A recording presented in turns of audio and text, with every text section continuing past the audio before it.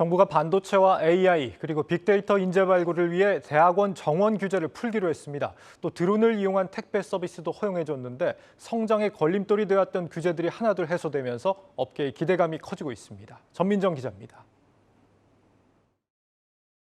정부가 기업들을 힘들게 하는 모래주머니 규제 개혁에 본격적으로 나섰습니다.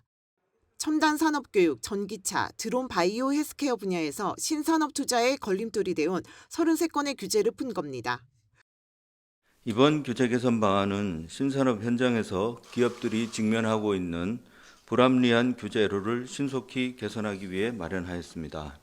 올해 1월부터 경제단체, 업종단체, 기업 등과 온라인, 오프라인으로 소통하여 신산업 분야 기업 애로 해소 건의 과제를 발굴하였고, 우선 윤석열 대통령의 첨단 산업 인재 양성 기조에 발맞춘 규제 완화책부터 내놨습니다. 반도체, 인공지능, 빅데이터와 같은 첨단 산업 분야의 정원을 늘리기 위해선 교원, 교사, 교지, 수익용 기본 재산까지 확보해야 하지만 교원 확보만 해도 정원을 늘릴 수 있도록 기준을 완화했습니다. 드론, 로봇 택배길도 열립니다. 국토교통부는 이륜차와 화물차에 더해 드론과 로봇도 생활물류 서비스 운송수단으로 허용하겠다는 계획입니다. 여기에 드론 야간 비행을 할 때 필수적으로 갖춰야 하는 안전장비도 기존의 적외선 카메라 이외에 최신 장비 사용이 허용됩니다. 또 앞으로 렌터카, 리스카, 온라인 쇼핑 업체와 같은 법인이 전기차를 구매할 경우 지점이 없는 지자체에서도 국비와 지방비 보조금을 받을 수 있게 되는데 내년에만 전기차 4만 대가 그 대상이 될 것으로 보입니다. 의료기기 소프트웨어 변경 허가 제도도 네거티브 규제 시스템으로 전환됩니다. 이에 따라 모바일 의료용 앱을 유지 보수하거나 보안 기능을 업데이트할 경우에는 변경 허가를 받지 않아도 됩니다.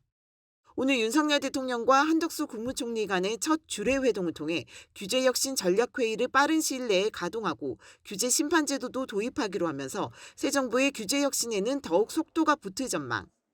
다만 여소야대 국면에서의 법 개정의 어려움, 공무원들의 소극 행정, 이해관계자의 반발 등은 여전히 걸림돌입니다.